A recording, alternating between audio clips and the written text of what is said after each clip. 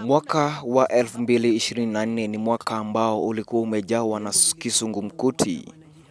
Hii ni baada ya wanarika almaarufu Gen Z wakiamua na kusimama imara kupigana na haki zao, kutetea haki zao za kibinafsi. Hii ni baada ya ushuru ambao uliongezwa, ambao ushuru huo ulitatiza mpaka masomo ya wanafunzi wa vyuo vikuu. Tarehe 25 mwezi Juni mwaka huu, David Chege, Eric Mutisia, Eric Shieni walipoteza uhai wao. Hii ni baada ya maandamano ambayo walikuwa wameandamana wakitetea haki zao za kibinafsi. Siku hii ya tarehe 25 mwezi Juni mwaka wa 2024, IPOA ilitamka kuwa mali iliyoharibiwa ni bunge la taifa, jengo la mahakama ya juu na jumba la jiji.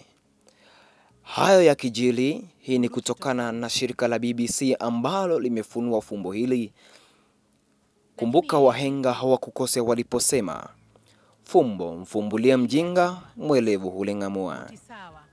Nikikufumbulia hayo na mengine mengi, zidi kunifuata katika tovuti za Joscan Media, YouTube, Joscan TV, TikTok.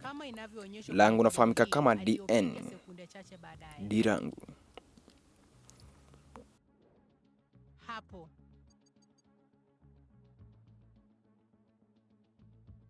tulipitia zaidi ya picha 150 za eneo la tukio zilizochukuliwa ndani ya dakika 10 baada ya kupigwa risasi. Katika zote ni mwanaume mmoja tu aliyelingana na vigezo vyote kwenye orodha hii. Yeye Eric alistahili kupewa haki. Hatujui kama alifanya uharibifu katika bunge au la. Hakuwa mkorofi. Alikuwa akitoka nje ya eneo hilo. Wangemkamata. Lakini ukweli ni kwamba ulimpiga risasi kichwani. Basi ulionyesha wazi nia ya kuua. Umekuwa hakimu, baraza la uchunguzi na mtekelezaji wa hukumu kwa Eric.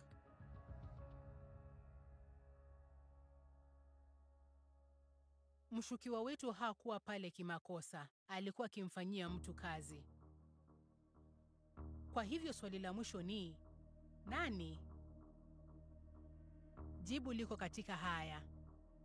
Ilichukuliwa dakika 7 baada ya mauaji hayo. Kikosi kimesonga lakini mshukiwa wetu bado yuko nao. Huyu hapa na beji yake. Lakini ni nyeupe?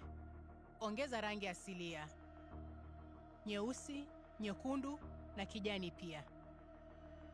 Ni sehemu moja tu ya vikosi vya usalama vya Kenya ndiyo huvaa hivi rasmi wakiwa ndani ya nchi. Jeshi.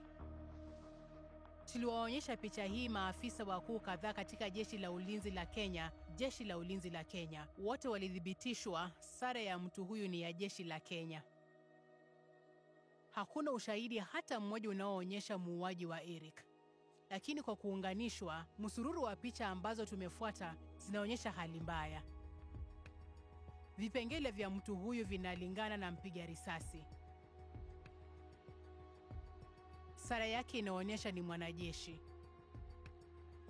Na alikuwa akimlenga Eric huku milio ya risasi ikisikika. Ushahidi wetu wote unaelekeza kwenye hitimisho moja. Mwanajeshi huyu alimuua Eric Shieni huku akitoroka. Hicho ni kinyume cha sheria. Si lazima kutumia nguvu zaidi. Eric alistahili kusikilizwa kwa haki. Hakustahili hukumu ya kifo.